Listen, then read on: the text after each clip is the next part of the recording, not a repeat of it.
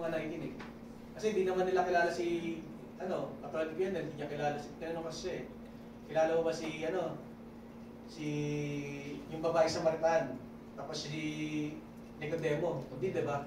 Kumbaga, kaya dapat unti-unti talaga. Napaka-importante sa inyo magbasa ng Bible. Kasi paano kung gano'ng katulad ni Edmond, ay Pastor Edmond mag-preach, ay magturo, tuloy-tuloy. Walang preno, hindi niya pinapaliwanag yung di ba? Magugulat na lang kayo. Kasi hindi niyo rin talaga maintindihan dahil hindi niyo kilala. Kaya dito at inuunti-unti natin. Ayan. Since man is created from the hand of God as a spirit being, once man is created, the spirit of man will never cease to exist. Ano ibig sabihin? Hindi kailanman titigil sa pag-iral, sa Tagalog.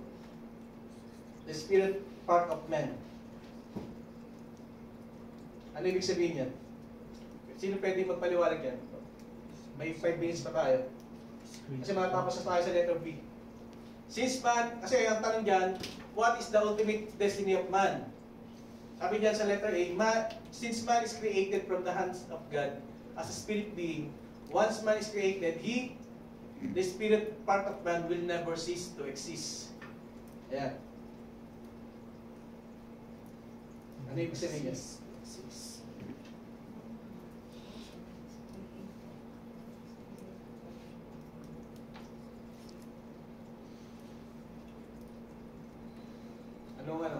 Never cease to exist. Hindi kailan matitigil sa pag-iral sa Tagalog. Tinagalog kasi.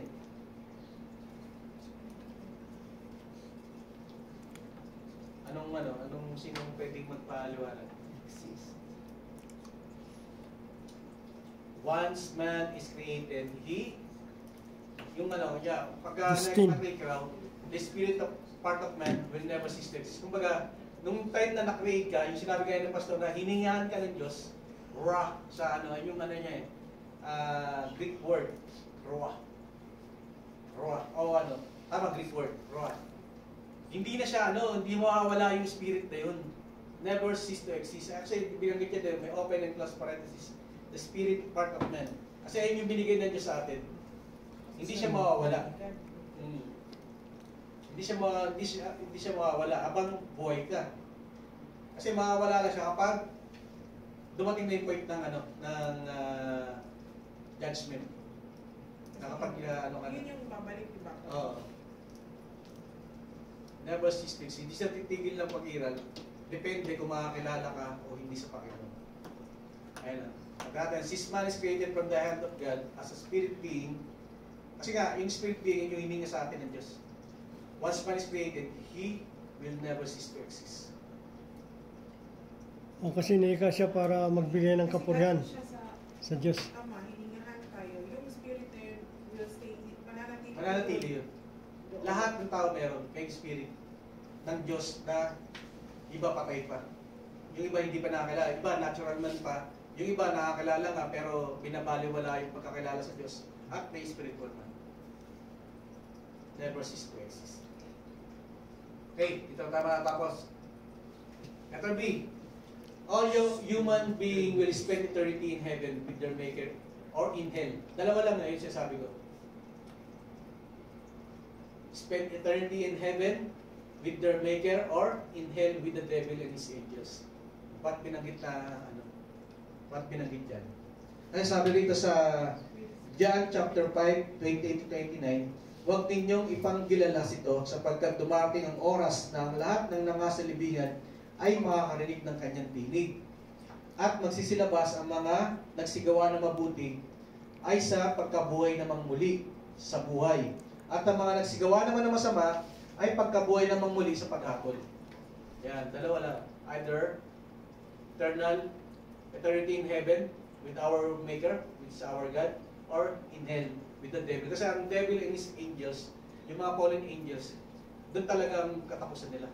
At binanggit po yan sa Revelation. Doon sila sa eternal death or in hell. Basahin din po natin yung 2 Timothy chapter 1 verse 8 to 9. Sabi dito, na maghihiganti sa hindi magsikilala sa Diyos. At sa kanila na hindi nagsitalima sa ebanghelyo ng ating Panginoong Jesus, yung mga hindi naniwala hindi nanampalataya, hindi nila tinanggap yung mabuting balita. Kasi talaga tatanggapin natin yung mabuting balita ng Diyos na ang Panginoong Jesus ay dumating na, yung si Jesus Christ, namatay siya para sa atin, napako sa krus, nailibing ng 3 araw, muling nabuhay, at tumakat sa langit. Ayun kasi yung Ebanghelyo tinutukoy. Sabi ito, at sa Kanya na hindi nagsitalima sa Ebanghelyo ng ating Panginoong Jesus, na siyang tatanggap ng kaparusahan, yung mga hindi nagsitalima, no? Na walang hanggang kapahamakan mula sa harapan ng Panginoon at mula sa kalawalatian ng Kanyang kapangyarihan.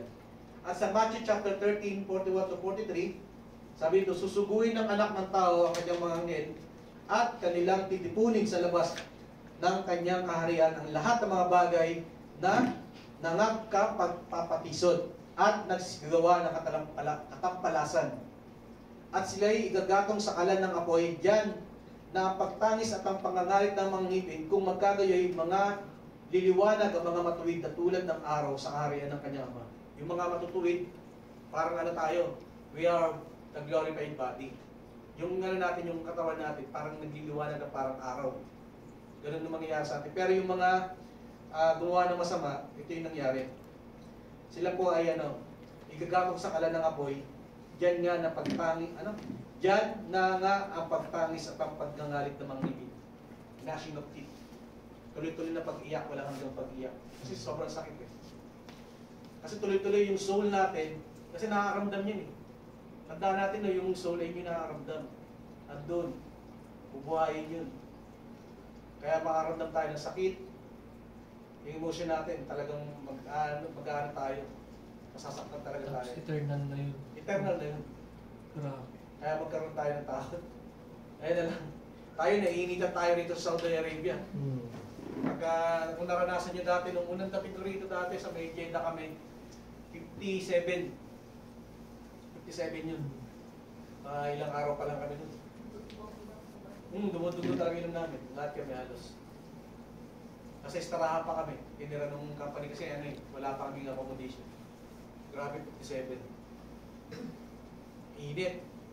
Nagreklamo na tayo. Isa niya, pagka di aircon na sa ni Pastor kahit medyo malamig na ng konti ngayon, nagreklamo tayo Si Pastor Roger ka, 20 na kanina, panay papay-pay mas napindi ron. Pag si Pastor Roger Gusto ko naman tulungan yung aircon sa likod eh. Ganun ko yung propeller para lumakas pa. Paano pa kaya pag napunta sa pero sobrang wala kang yung init doon. Okay pa yung nasa labas ka lang pas kasi pag pumasok ka mananamigan ka na eh. Pero yan, eternal na yan. Eternal yun. So bagay yung... Siguro pag nandun ka, yung mga taba mo, Saka marami pang mangyayari. mantika, Talagang may mga lumalabas sa balat mo, ng mga insekto, gano'n. Ang dami mangyayari. Hinipin mo, gagawin mo, kakalit. Parang kang addict na... Nangangatal. Oo. Talagang atak na. Kung tawagin namin, atak na atak. Talagang naman. Palong-palo. Ayun po, dito po tayo nakatapos. May mga tanong po ba kayo? Sabihin, malakas ang tama, palong-palo, no? Oo, palong-palo. Malakas, tama. Ayun po, may tanong kayo? Wala naman. No. Ang next natin is ang next session natin is third week. Wala tayong next section sa anniversary ng SJC. Tapos may exam tayo sa third week, no? Tapos ang huling topic natin, Doctrine of Sin. Yung third week natin meron tayong okasyon. Ano po yung pas? Special gathering yung third week Tuloy-tuloy na, Pastor? May kasalga pala. Akala ko pagdating na Angel, hindi mo pala, Paano? Hindi kala ko, hindi sila nag-usap yata, ano ba? Well, kayo po yung kasi... kayo pas. Sige, pag-usapan natin mamaya. Pas. Sige. Sa meeting na lang. Sa meeting. Sa meeting. Sige. Kasi pahit kami, walang problema. Okay, sige. Bujoy. Halika na rito. Sabi ko Tapos, nga, anong cover po nung Exam para makailatan. Basta lang kayo. Kasi mas magandang accident yung mabasa nyo lahat eh. Accident. sabi ko nga kay Angel, Kasi sabi ko baka pagtapos ito may final exam na Kasi kung may Wala kalahatan. pa eh. Dapat, hindi pa naman. sabi ko kay Angel, dalian niya kasi pwede naman kahit double wedding kung meron na siya nakita. Sige na.